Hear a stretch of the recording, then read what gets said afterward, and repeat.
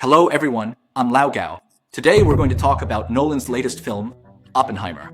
I don't know if you've seen it yet, but if you haven't, I suggest you watch this video first and then go see the movie. That's because the film has a lot of dialogue and introduces many different characters by name. So if you don't know much about Oppenheimer himself, you might find the movie a bit hard to follow. Since this film is a biopic and not a work of fiction, what we're going to talk about today will definitely contain spoilers. So I hope you understand. Now, before we get into Oppenheimer the person, let me first introduce the movie Oppenheimer. The film is based on Oppenheimer's biography, called American Prometheus, The Triumph and Tragedy of J. Robert Oppenheimer. It's adapted from that. The biography itself won the 2006 Pulitzer Prize for biography. Since its global release on July 20th this year, the worldwide box office has already surpassed $700 million, and that number is still climbing. The film's director and cast are also incredibly strong. The director is the famous Christopher Nolan. We've previously discussed his films Tenet and Interstellar. If you're interested, you can check those out. As for Inception, we haven't had a chance to cover that one yet. We'll definitely talk about it in the future. The lead actor in Oppenheimer is Cillian Murphy. He's Nolan's go-to actor and has appeared in many of Nolan's films, like The Dark Knight, Inception, and Dunkirk. Although he's always played important roles, he's never been the lead. This is his first time as the main character. Nolan has said he really likes his eyes. For sure. Besides him, there's also Iron Man, Jason Bourne, Wonder Woman, and so on, a star-studded cast. As for Nolan, he currently ranks 8th among directors worldwide in terms of box office. With Oppenheimer added, he's around 57th overall. His most profitable film series is Batman, specifically the Dark Knight trilogy. The box office revenue for each step exceeded $1 billion. It's Batman. Right. You're so obsessed with watching Star Effect and Computer Star. Neither the International Effect nor Tianling's box office is good. It could be even worse because I'm feeling the epidemic. I've watched it more than 10 times, right? That's about it. So, who is the director with the highest box office worldwide? Steven Spielberg, with a total global box office of $10.7 billion. His representative works are Jurassic Park, Indiana Jones, Schindler's List, and Saving Private Ryan. Those are from way back really early on.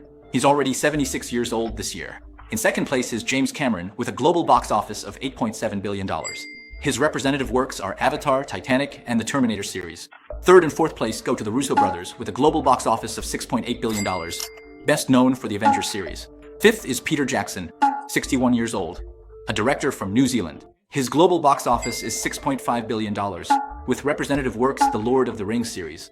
Sixth, Michael Bay, with a global box office of $6.49 billion, the Transformers series. Seventh, British director David Yates, with a global box office of $6.34 billion, the Harry Potter series. Oppenheimer is an R-rated film. 18 plus can watch. Under 17 need adult accompaniment. Membership recruitment. Right, in one of my later videos, I did an episode about 18 plus films. But this one isn't 18 plus. For 18 plus, anyone under 17 isn't allowed to watch. With this rating, you can watch it if accompanied by a guardian. A lot of people might not know this, but Oppenheimer wasn't released in Japan. Well, that's because the Japanese have very complicated feelings toward Oppenheimer and the atomic bomb he developed. After all, Japan is the only country in the world that has ever been bombed with atomic weapons, and the destructive power of those two bombs mainly affected civilians. Oppenheimer's life was full of ups and downs, marked by both great honors and controversies. Everyone knows he invented the atomic bomb. He's called the father of the atomic bomb, but at the same time, he also brought enormous uncertainty to the world and nearly destroyed the planet. And even in the future, it could still destroy the Earth. Oppenheimer was born on April 22, 1904, in New York, into a very wealthy Jewish family.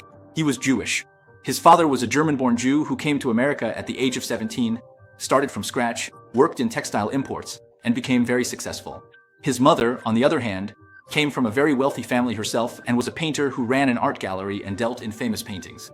In fact, her family owned several original works by Picasso and Van Gogh. He had a younger brother, 8 years his junior, who was also a famous American physicist named Frank Oppenheimer. Oppenheimer himself was a genius from a young age, extremely interested in mathematics, chemistry, and geology.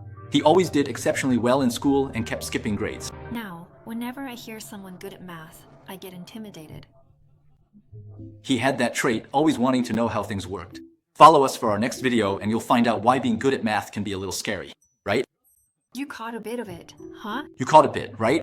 And not only was Oppenheimer good at math, he was also incredibly gifted with languages. He could speak a total of 6 languages: English, French, German, Italian, Dutch, and finally, he even knew Sanskrit. This is actually shown in the movie. He can read Sanskrit. You can tell from his skills in these areas that his left brain is especially well developed. He's especially strong when it comes to theoretical and linguistic things, which is pretty impressive, right? On the flip side, his motor skills are pretty average. He's kind of clumsy. At 17, he got into Harvard's chemistry department, but after getting accepted, his whole family went on a trip. During the trip, he came down with a really bad case of gastroenteritis, so he had to take a year off. He didn't officially start at Harvard until he was 18. Even though he started school a year late, at Harvard he kept skipping grades and finished all his coursework in just 3 years, graduating with the highest honors. When you graduate from schools in Europe and America, they rate graduates in 3 levels: pass, honors, and highest honors. That's the very best, graduating with the top distinction.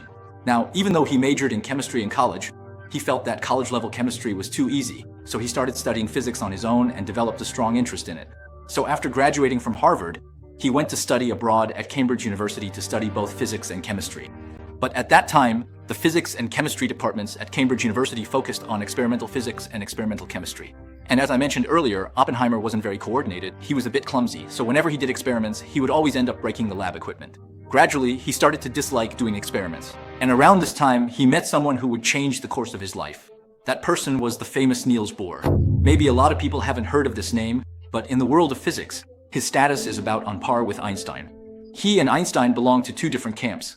Einstein represented the theory of relativity, while Bohr was one of the leading figures in quantum mechanics. Bohr came from a super wealthy Jewish family in Denmark. They were all part of the Jewish circle. Yes, a super wealthy Jewish family. His mother's side of the family were bankers. They owned banks. His father was a professor at the University of Copenhagen. So he was a super rich second generation. Back in 1925, when Bohr visited Cambridge University for academic exchange, he met Oppenheimer. Influenced by Bohr, Oppenheimer switched to theoretical physics, so he no longer had to do experiments. Well, since Cambridge wasn't the top institution for theoretical physics, Oppenheimer transferred to the University of Göttingen. Göttingen University, you know? He transferred. Sure, as long as the school accepts you, you can transfer. At that time, Göttingen was the world's leading institution for theoretical research. All kinds of theoretical research were highly developed there. For example, philosophy, sociology, law, mathematics, and of course, theoretical physics. Theoretical physics included quantum mechanics and nuclear physics. After Oppenheimer arrived at Göttingen University, he focused on theoretical physics and earned his doctorate in 1928. At that time, he was only 24 years old. After earning his doctorate from Göttingen University, he returned to the United States. Universities all over the country offered him positions, hoping he would join their faculty. In the end, he chose to become an assistant professor at the University of California, Berkeley. While teaching, he continued his research in theoretical physics, including astrophysics. He studied neutron stars, and ultimately, he discovered black holes. It was through theoretical work that he deduced the existence of black holes, though at that time, the term black hole didn't even exist yet. No one knew what that thing was either, and during his teaching career, he trained a large number of physicists. After serving as a professor for 10 years in 1939, World War II broke out. At that time, Oppenheimer was only 35 years old. Just before the outbreak of World War II, at the end of 1938, German chemists Hahn and Strussmann discovered the phenomenon of nuclear fission for the first time. This was discovered by chemists. They used neutrons to bombard uranium nuclei, which resulted in some unexpected chemical changes. At the time, they had no idea what was happening. They just published their findings. As a result, less than a month later, 2 Austrian physicists, Meitner and her nephew Frisch, provided a theoretical explanation for this phenomenon. They said that when neutrons bombard uranium nuclei, 2 smaller nuclei are produced, releasing a huge amount of energy. This was the discovery of nuclear energy. After they published their findings about the release of nuclear energy from the nucleus, the entire physics community worldwide was shaken. On one hand, humanity had found a tremendous source of energy within the atomic nucleus. On the other hand, because it is a nuclear fission chain reaction, many physicists immediately realized that this could potentially be used to make bombs, and not just any bombs, but ones with unimaginable destructive power. So, after nuclear fission's discovery, just 8 months later, on September 1st, 1939, Nazi Germany invaded Poland. 2 days later, Britain and France declared war on Germany, marking World War II's outbreak. It's important to note that World War II didn't start because of nuclear fission's discovery. It's not like Germany discovered nuclear fission and then thought, oh, we're powerful now, let's go attack others. At that time, it was still unknown if nuclear fission could even be weaponized. We actually have separate videos explaining World War II's causes in detail. Now, because Nazis persecuted Jews, many Jewish physicists fled abroad. Some escaped to Sweden and some to Denmark, which is just north of Germany. As I mentioned earlier, Bohr, who was a wealthy Jewish man, helped many Jewish physicists escape to Denmark. But half a year later, Germany invaded Denmark as well, so Bohr, being Jewish himself, was also forced to flee. He escaped to Britain and eventually made his way to the United States, where he joined up with Oppenheimer. That's how it happened. Bohr was 19 years older than Oppenheimer.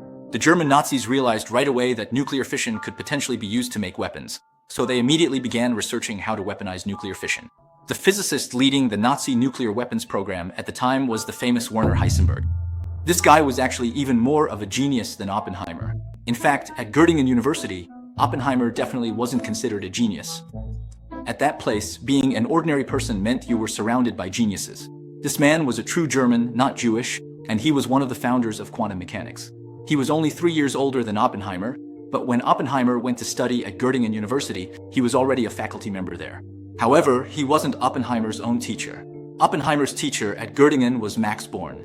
Although Max Born himself wasn't Jewish, he was of Jewish descent. This is the person we're talking about. His ancestors were Jewish. Heisenberg was Max Born's assistant, so among the group we just mentioned, Oppenheimer, Max Born, Bohr, all of them were Jewish except for Heisenberg, who was not. After World War II broke out, all Jews were persecuted, so a large number of physicists fled Germany. Heisenberg, however, had no choice but to serve Germany. That's the relationship between them. So where did these physicists who escaped go? Most of them went to the UK and the US. After World War II began, the UK and the US heard that Germany was working on nuclear weapons. If Germany managed to develop them first, it would be a disaster. Especially Einstein. He wrote a letter to the US president at the time, saying that Germany was developing the atomic bomb and urging them to act quickly. So in 1942, the US immediately launched the Manhattan Project. The goal was to develop the atomic bomb before the Germans did, and the person chosen to lead this project was Oppenheimer. Actually, even though the Jewish physicists who left Germany were incredibly talented, the German physicists who stayed behind were also extremely brilliant. So who was more impressive? Actually, the ones who stayed in Germany were even more impressive. In Oppenheimer's eyes, every physicist who remained in Germany was a genius. In the movie, Oppenheimer even says, "I've met these people, so I know very well that just relying on the physicists left in Germany, they could develop the atomic bomb faster than all the other countries combined." So when it comes to a race against time, we really stood no chance. Even if the whole world joined forces, we still wouldn't have had a shot. But Oppenheimer was actually relieved because Hitler had a problem. Hitler didn't like quantum mechanics. He thought quantum mechanics was a Jewish science. He was especially opposed to quantum mechanics, so he refused to support any research related to it. Does it count as research quantum mechanics? Yes, it does. You have to use quantum mechanics to study it properly and really understand it. Well, since Hitler didn't like quantum mechanics, he wouldn't allocate funding for it. You could research the atomic bomb, but you had to approach it from a different angle. You couldn't use Jewish science. This actually slowed down their research progress, which is what gave Oppenheimer and his team an opportunity. The atomic bomb is based on quantum mechanics, right? Yeah. The microscopic world is the quantum world. Einstein's theory of relativity is studying the universe, the big picture. Of course, Einstein also contributed to quantum mechanics. He studied the photon. So, the people who researched the atomic bomb were those working in quantum mechanics. The atomic bomb wasn't invented by Einstein. No. Einstein wasn't part of the Manhattan Project. With so many outstanding scientists, why did they choose him? He had a few advantages. Was he the most impressive one who went to America? Actually, he was almost the most impressive in America. Quantum mechanics was born in Germany, so Europeans were exposed to it earlier. Yeah. When Oppenheimer returned to the United States, all the Americans learned quantum mechanics from him. They had heard that there was a new kind of physics coming from Europe. Yeah, everyone was listening to him, and it all felt so amazing. Now, there are a few reasons why Oppenheimer became the head of the Manhattan Project. First, Oppenheimer was American. All those other outstanding physicists I mentioned, they weren't American. That just wouldn't work, right? This was a matter of national survival. There's no way they put a foreigner in charge. Of course, foreigners could participate, but the person responsible couldn't be a foreigner. The second reason is that Oppenheimer was Jewish, so he naturally had an unwavering opposition to the German Nazis. The third reason is that he spoke 6 languages. The Manhattan Project needed to bring together top scientists from various departments, and these scientists spoke all kinds of languages. For example, some spoke Russian. There were probably others who spoke Russian too. Oppenheimer could easily communicate with all of them. He could speak Dutch. He learned Dutch in just half a year. So everyone was amazed. The fourth thing is that he was a true polymath. Although his main focus was quantum mechanics, he also had a solid foundation in chemistry. He also researched astrophysics, engineering, mathematics, and similar fields. Developing the atomic bomb was a complex, multidisciplinary project, requiring someone with such broad expertise. The fifth, and possibly most important reason, is that he not only spoke many languages, but also had excellent communication skills. He connected experts from different fields, government officials, military personnel, and people working on the ground, organizing and uniting them to work as a team. That's impressive. Yeah. It's not like doing scientific research. Unlike a researcher, he was an outstanding project manager. And because his communication skills were so strong, he had an extremely wide network of contacts. A lot of people recommended him to be the head of the Manhattan Project. But everyone should note Oppenheimer was actually the scientific director of the Manhattan Project, while there was also a military director for the project. That was the US Army Lieutenant General Leslie Groves, played by Matt Damon in the movie. So in 1943, Oppenheimer was appointed as the director of the Los Alamos National Laboratory, which basically made him the main person in charge of the Manhattan Project. The Los Alamos National Laboratory, we actually mentioned it in the documentary 12, saying that the aliens found on the crashed Roswell UFO were sent to this very lab. Why is it called the Manhattan Project, though? Oh, as for why the Manhattan Project is called the Manhattan Project, honestly, no one really knows for sure, it's just speculation. Some say that when the Manhattan Project was still in its planning phase, it was organized in an office building in the Manhattan district of New York. Of course, it's also possible that the name has absolutely nothing to do with the location. After all, this was an extremely top-secret project, so they wouldn't want people to figure out what it was just from the name. After the Manhattan Project started, Oppenheimer gathered the world's top scientists, people like Bohr, Fermi, Feynman, von Neumann, and a whole bunch of others. Basically, all the most brilliant scientists were brought together. These were all geniuses, even above Oppenheimer himself. Most of these people were Americans, but they came from all sorts of backgrounds. There were Italian Americans, Hungarian Americans, British Americans, you name it. And most of them were physicists. There was even a spy among them. Yes, a lone spy was involved. No, it was only discovered later that he was a spy. At first, no one knew he was also a physicist. Among this group of scientists, there was someone named Klaus Fuchs. He was a German-born British theoretical physicist, and he was also Jewish. Which country was he spying for? He was a Soviet spy. When he was in Germany, since he was Jewish, he was persecuted and fled to the UK. Later, he was sent from the UK to the US to participate in the Manhattan Project. During the Manhattan Project, he made extremely important contributions, but at the same time, he also leaked a large amount of classified information to the Soviet Union. So, when did he first make contact with the Soviets? Way before, even before the Manhattan Project started. In the movie, they also show this. About halfway through the Manhattan Project, the Americans realized, wait, how come the Soviets are also working on the atomic bomb? And their research is heading in a very similar direction to ours? So they started to suspect there was a mole inside the Manhattan Project. During World War II, the US and the Soviet Union were allies, but this alliance wasn't because they had a good relationship. It was because they had a common enemy. So fundamentally, the relationship between the US and the Soviet Union was never really good. The US was always wary of the Soviets, but they never expected that, through Fuchs, the Soviets would obtain a huge amount of atomic bomb and hydrogen bomb designs, as well as experimental data. However, throughout the entire Manhattan Project, Fuchs was never discovered. How was he that good? Yeah, he was really that good. It wasn't until after the war ended that they discovered he was a spy. I want to read his biography. Really? In the future, we can introduce his works to everyone. Actually, the BBC made a special documentary called Super Spy all about him. So, how did they finally discover he was a spy? Well, after World War II ended, the relationship between the US and the Soviet Union quickly deteriorated and the Cold War began. The US and the UK started a large-scale crackdown on Soviet spies, and as a result, the UK managed to break up a secret Soviet spy network. From there, they discovered Fuchs' espionage activities.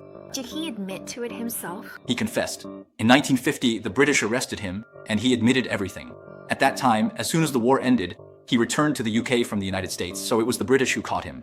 He admitted that he had provided the Soviets with a large amount of information about the Manhattan Project, and through his time in the US, he learned that the Soviets had been conducting extensive espionage activities in both Europe and America for a long time. He also gave up the names of other spies, though they were not involved in the Manhattan Project. There were people who had access to some information about the Manhattan Project. Torture? Why confess? No, they didn't. He was sentenced to 14 years in prison. No, it wasn't a long sentence, but the spies he gave up were sentenced to death. After he was arrested, the relationship between the West and the Soviet Union became even more tense. The United States also started to crack down on spies more aggressively. So, were there really spies?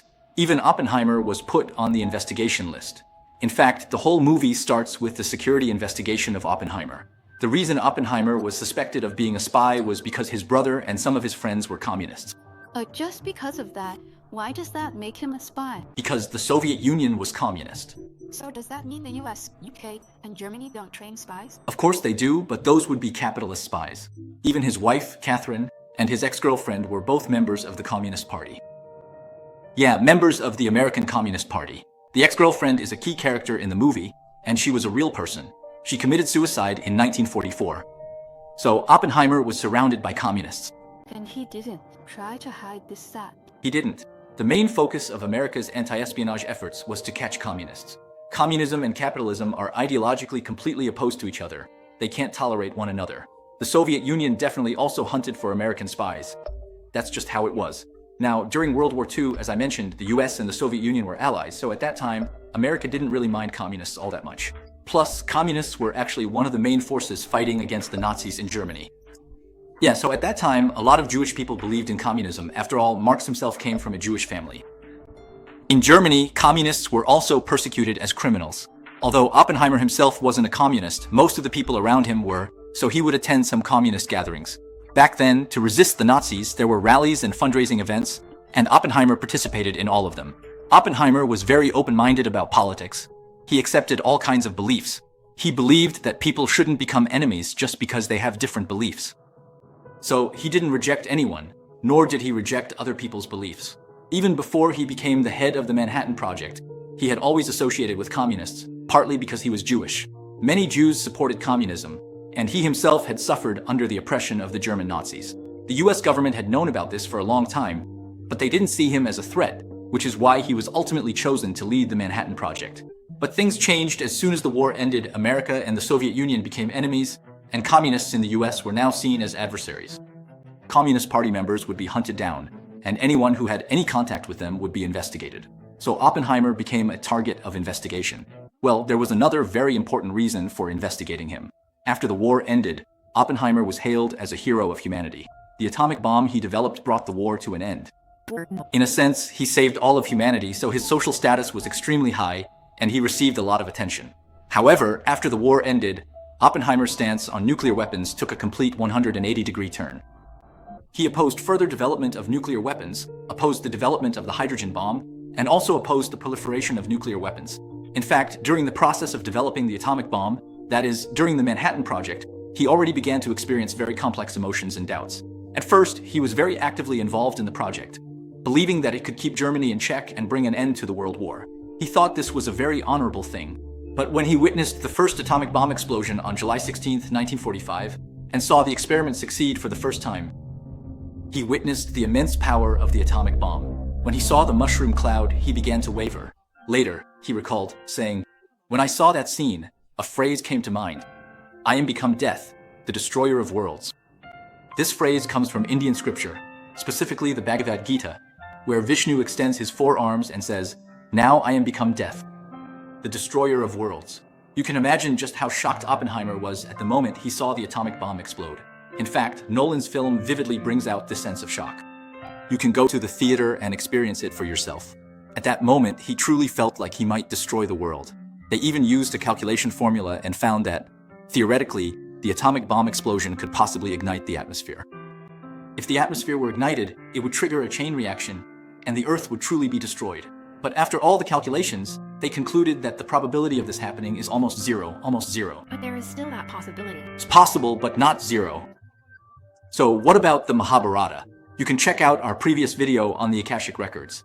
Actually, I think Nolan hints at this in the movie, that Oppenheimer might be able to connect to the Akashic Records, because right from the start, the film shows scenes from the quantum world constantly appearing in Oppenheimer's mind. He can see atoms, he can see how the quantum world operates. Just think about it, you can't actually see that. It was impossible to imagine how quantum particles moved back in those days. You couldn't see quantum particles at all. It was all based on imagination, totally different from now. Nowadays, we can emit a photon or an electron, but back then, you couldn't see anything. It was all about venturing into the unknown. Weren't there several famous physicists who could do calculations entirely in their heads? Yeah, exactly. They could see things in their minds. Honestly, if you want to reach that level of intensity, you need more than just cheap tricks or some Akashic records. You need real opportunity. It's not just about skill, you need talent. That's his brain. Inside, there's a quantum computer. It's like he has a database in his head, he just knows the answer. It's not that he calculates fast. He simply knows the answer right away. Even during the experimental phase, it already had such a huge impact. Later, the United States dropped 2 atomic bombs on Japan. It caused massive civilian casualties, which made him even more conflicted and torn. But once the bombs were dropped, there was nothing he could do. Actually, there's a scene in the movie at this point that really struck me. They didn't show the footage of the atomic bombs being dropped on Japan, but they did show the process of the American leadership discussing how to drop the atomic bombs on Japan. In this meeting, the Army Lieutenant General played by Matt Damon said something. He said, "Our military is planning to drop 2 atomic bombs. Normally, if it was just for deterrence, dropping 1 would be enough. So why did they decide to drop 2? Matt Damon said, "The first one is to intimidate, and the second is to show Japan and the whole world that we can keep producing this kind of fear." Oh, so it's not just one. Right? They wanted to plant a fear in the hearts of people around the world. A fear that would last forever. Why do we say that Americans wanted to plant fear in the hearts of people around the world, rather than just instill fear in the Japanese? Because when the US first developed the atomic bomb, it was aimed at Germany. But by the time the atomic bomb was first tested, in other words, before it was successfully developed, Germany had already surrendered. The first successful atomic bomb test was on July 16, 1945, while Germany had already surrendered on May 8, 1945. So after Germany's surrender, whether the US should continue developing the atomic bomb became a controversial issue. But the United States insisted on continuing its development and even used it in actual combat, because they wanted to send a message to the world to show just how powerful they were. After the war ended, Oppenheimer publicly opposed the development of the hydrogen bomb, which went against the national interests of the United States at the time, as well as the opinions of many politicians.